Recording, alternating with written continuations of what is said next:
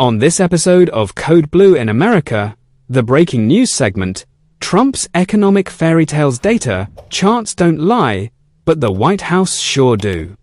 If you missed Morning Joe today, don't panic. Steve Rattner showed up with charts sharp enough to slice through a whole forest of political nonsense. And the headliner of that nonsense tour? Donald Trump, once again rolling out the greatest hits of economic make-believe, now available in every swing state near you. Stopped inflation in its tracks.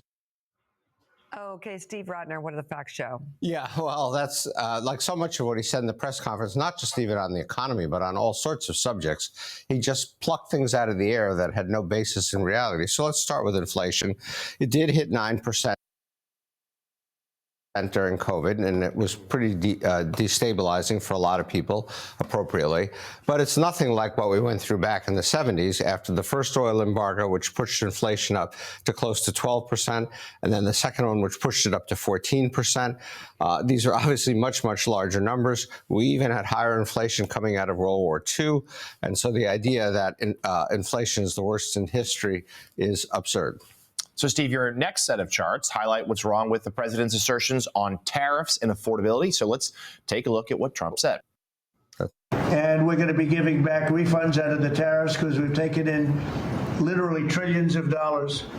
And we're going to be giving a nice dividend to the people. In addition to reducing debt, you won't even have income tax to pay because the money we're taking in is so great. The word affordability is a con job by the Democrats. Let's just put before we get to tariffs, let's just put a quick pin in inflation because Trump also said something pretty amazing. He said we stopped inflation in its tracks. Well, that's not really true. He inherited inflation at 3%, as I said. It had come way, way down. It did go down a bit more in the early Trump years, but then it went right back up to 3%. So inflation, in fact, has not decreased at all under Trump, and it's certainly not stopped in its tracks. All right. And what do we have now, Steve? Now we have tariffs. So let's talk about that. Trump said this. He said, we're going to give back these refunds. We're going to give people a nice dividend. You won't even have income tax to pay because the money we're taking in is so great. What are the facts? The facts are that they collected $80 billion of tariff revenue in the previous fiscal year. This would be before Trump, very early into Trump.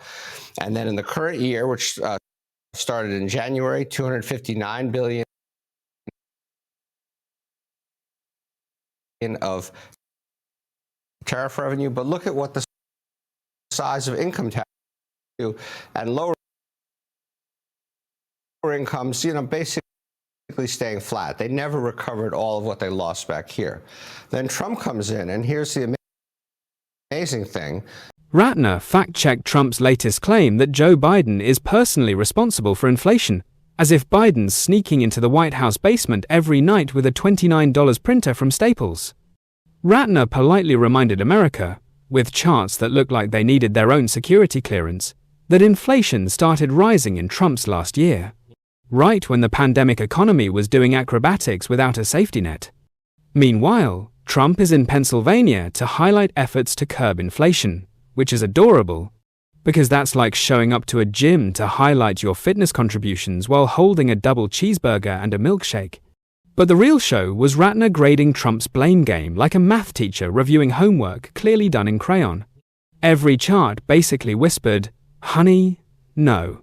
His graphs didn't just debunk Trump, they escorted his claims to the door, handed them a complimentary brochure, and said, "Thank you for visiting. The reality exit is to your left." Classic Morning Joe. Calm, classy, and clean takedowns using nothing but facts and PowerPoint. Rattner once again proving the pen is mighty, but a well-timed chart? That's a knockout punch. And that is the cold truth on Code Blue in America, only on OGM News. I am Alex. See you again soon.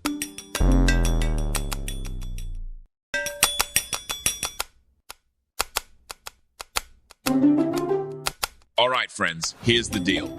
We need your support to level up our game. How can you help? Simple. Like, share, and drop a comment. Shower us with your love, your applause, or even your brutally honest displeasure. We can take it, we promise. Your feedback fuels us, even if it stings a little.